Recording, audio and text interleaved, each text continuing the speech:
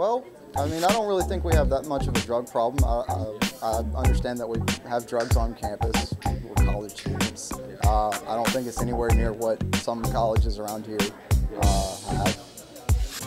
I don't necessarily see it as a problem because it pretty much stays indoors until you have incidents like happened recently on a regular basis. It's not really a problem.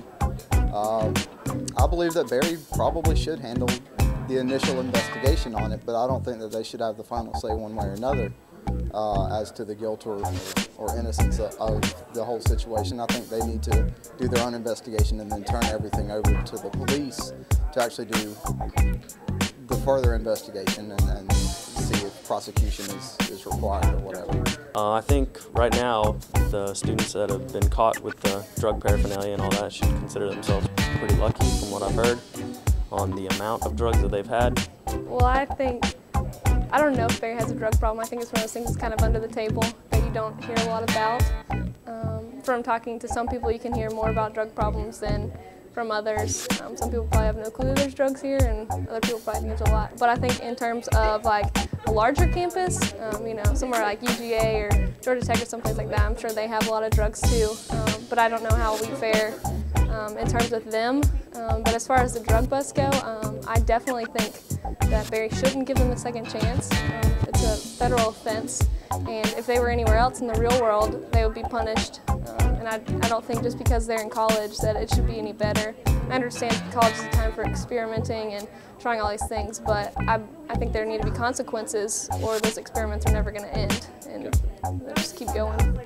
Okay, well, I think that everybody knows that Berry is, you know, a dry, drug-free campus. You know, so when they apply for this school, they know that's what they're getting into. So if they're going to do drugs, they need to either do it inconspicuously or just not do it all, or do it off campus. You know, I also think there's a difference between just casual usage of drugs and selling drugs, because certainly there's a big difference about that under the law. So in my opinion, if someone is caught with a large amount of drugs on campus, they should be subject to punishment under the law because it's a larger offense. They just don't need to be doing that on campus.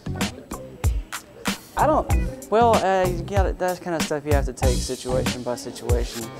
But I think that certainly if a student is caught with a large amount of drugs, you know, then not only are they affecting themselves, but they're affecting a large part of the student body, and as that, the administration has a liability to protect the other students and their welfare and to get involved with that. So in terms of whether they should get involved, yeah, definitely, and I think that they should immediately report that to the police off campus because it's a community issue too.